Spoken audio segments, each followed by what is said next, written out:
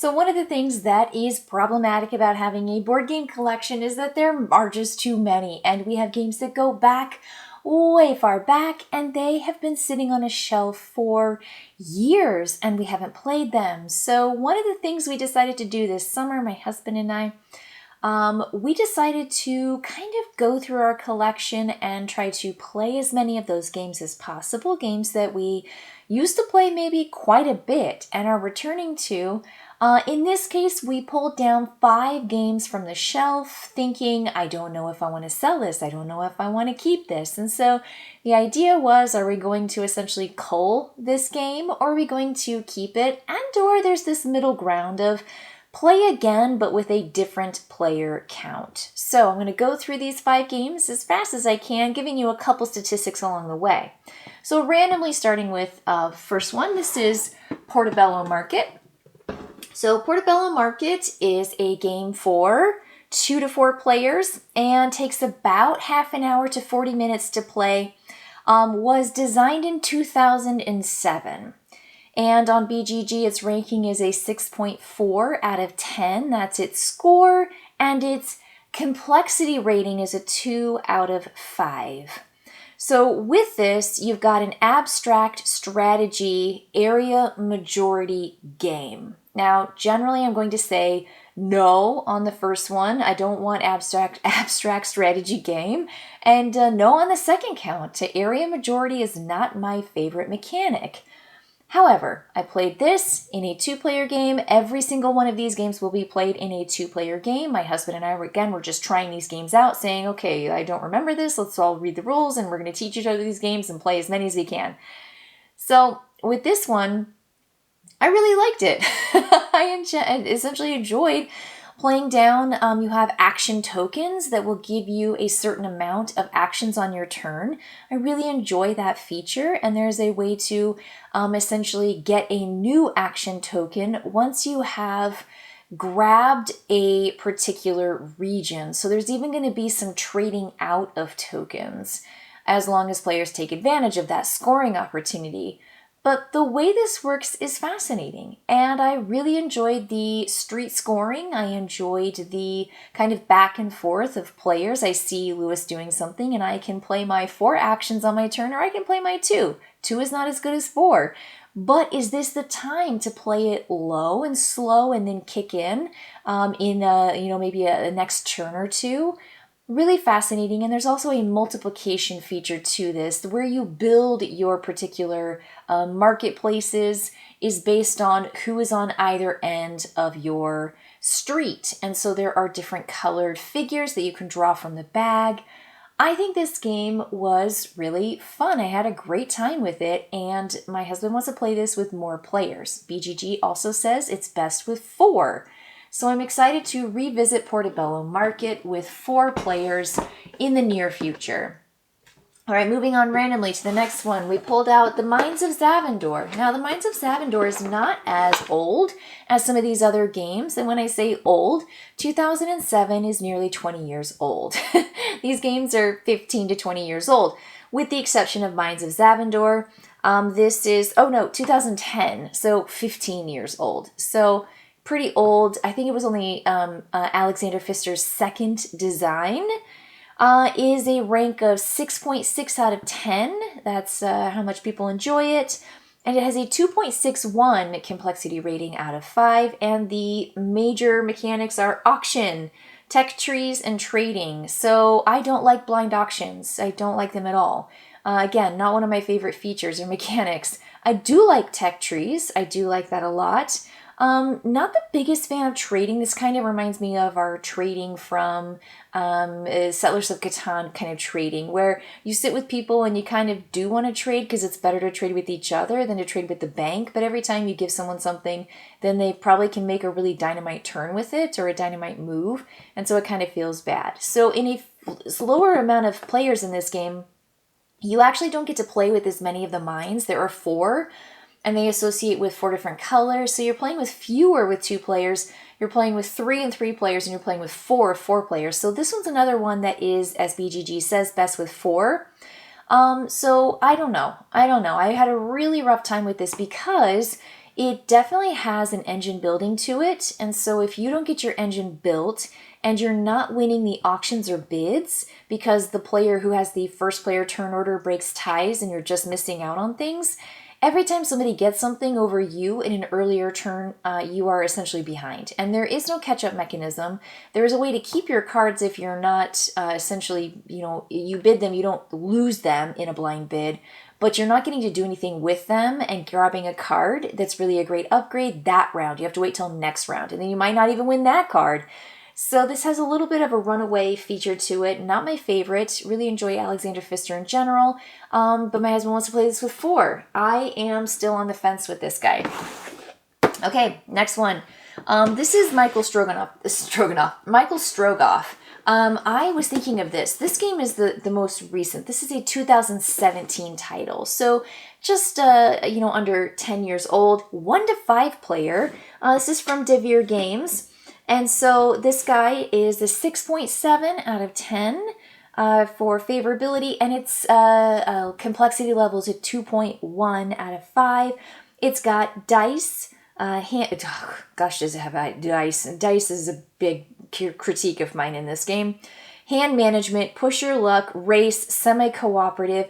I mean, there's so many things in here that I really like. Like when you talk about this game on paper, this was the one I was most interested in revisiting. This one was the one I was like, this sounds really great. I love race. I love press your luck. I love some hand management. Not the biggest fan of any semi-co-op because one person always has to essentially do something for the benefit of other people. But the dice here are definitely problematic. It's just so swingy and so, you lucky.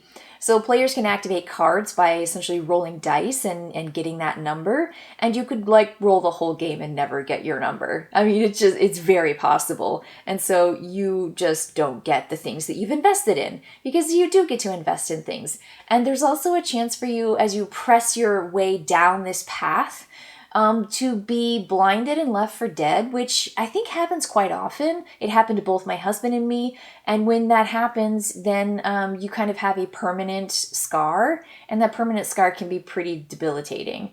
Now, this is a race to get to the end, and you have to essentially press your luck by fighting off a certain number of cards at the end. And really, the only way you do that is by having health or energy. If you have a lot of health or energy, you can use those to kind of mitigate.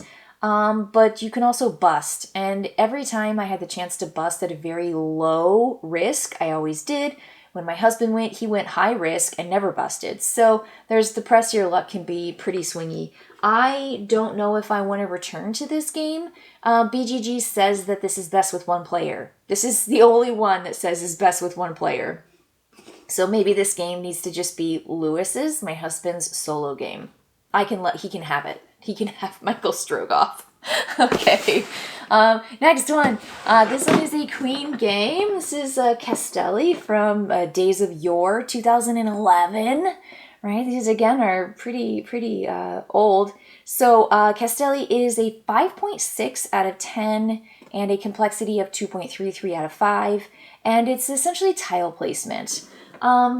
This game really, really rubbed me the wrong way in a variety of ways, and it made me feel like I have seen implementation of these features, this kind of tile placement, done much better. There's just a lot of things that have been fixed. This made me feel like this is an old game, and I didn't realize that old games felt like this until I played it. So here are a couple critiques. First thing is there's a chance to draw cards. And if you draw cards, you don't know what you're going to get. And you could grab all the cards that don't necessarily help you. There's a victory point card in there that's worth either 3, 4, or 5. And they have them all mixed in. I draw from the deck, get the 5 victory point. You draw from the deck, you get the 3. That's it. You just did the same action I did. And you just randomly got 2 fewer points. And in this game, the win came down to 1 point difference. And so I feel like just to luck into getting the 5 over the 3 is kind of ridiculous. It's really silly.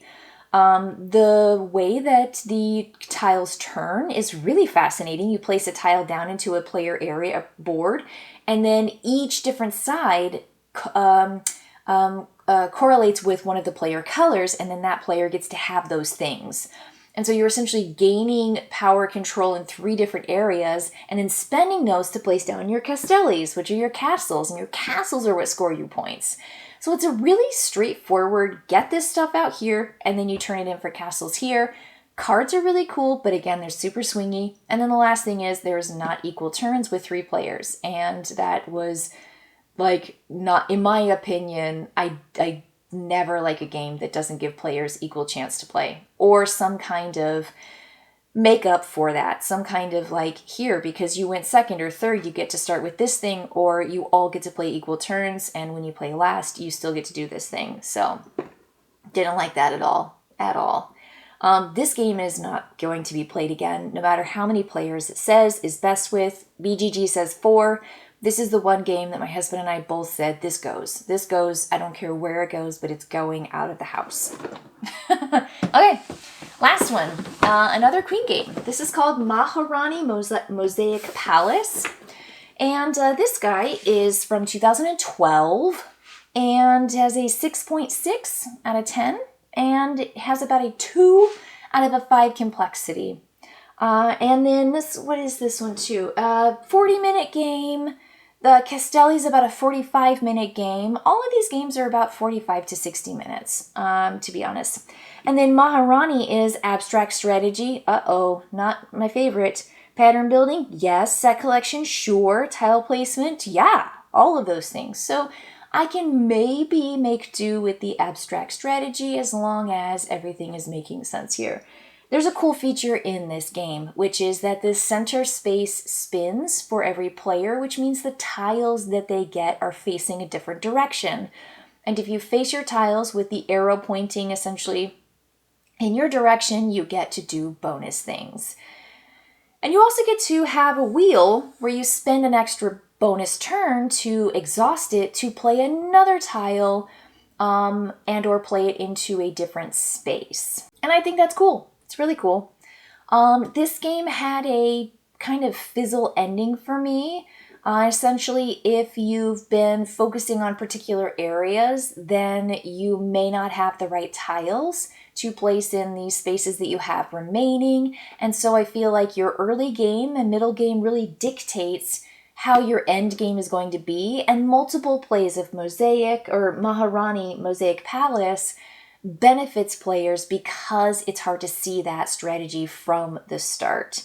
They say this is best with 4. I think so as well. When you play with 2, you have to play with 2 player colors and things start getting a little goofy up here. And it was a little challenging for me. I had the hardest time getting into this game. I could not wrap my brain around this game. And by the end, I still was like, wait, what? So I think I'd like to play this with 4 because there are some really, really cool features here. And I think the game would be so much more dynamic with 4 players playing on all 4 sides of the board. But this is cool. It's interesting. I think I'm going to play again with 4. I think my husband wants to as well. But this will be the queen game of the 2 that I actually want to keep and play again. So to wrap things up, we're probably going to get rid of Castelli. We might be getting rid of the Michael Stroganov, Minds, and Portoello after playing with 4 or more, or like 3 or 4. And I think perhaps, oddly enough, Maharani might be the game we keep. I think it's the most replayable. I think it's really interesting. And maybe I can just get my brain around it, maybe not, but the others feel a little swingy. I like Portoello Market, but my husband didn't like it as a 2-player. And so I think if it doesn't work as a 4, it might be one to go because he won't play it with me. And then I'm not going to be playing it with anybody else. So that's going to be my final take. And again, I'll give Lewis Michael Stroganov as a solo game. So we might be keeping 2 of these, maybe 3 of these, but then the others will go. It was really, really interesting to revisit what I call older games, games that are 15 to 20 years old, that to me, we've made so many leaps and bounds in different mechanics and things that I really enjoy now as a gamer that I don't necessarily enjoy and didn't enjoy when I first started gaming, that were kind of like the staples or the mainstay, the kinds of mechanics that just rub me the wrong way and or make me feel like I don't have a chance in the game. And so I really do appreciate some of the other mechanics. If you want to know what some of those mechanics are, I've got a top 5 of my favorite game mechanics on my channel. You can check that out, and some examples of games that really just kind of like click for me, that really just light a fire in me, because there are some fantastic mechanics, and a lot of the ones that were not present necessarily here in these games, which is why maybe they're a little bit more of a miss for me. So that's going to be it for my 5 games I revisited, and are they going to stay in my collection or not? All right, everybody, let me know what you think in the comments below. I really want to know what your take is. Best with like game size, games that you're like, no, really, you got to give this one a second chance. Don't give up on it this early. Or yeah, you're totally right. This game is not working for XYZ. All right, I'll see you next time. Bye.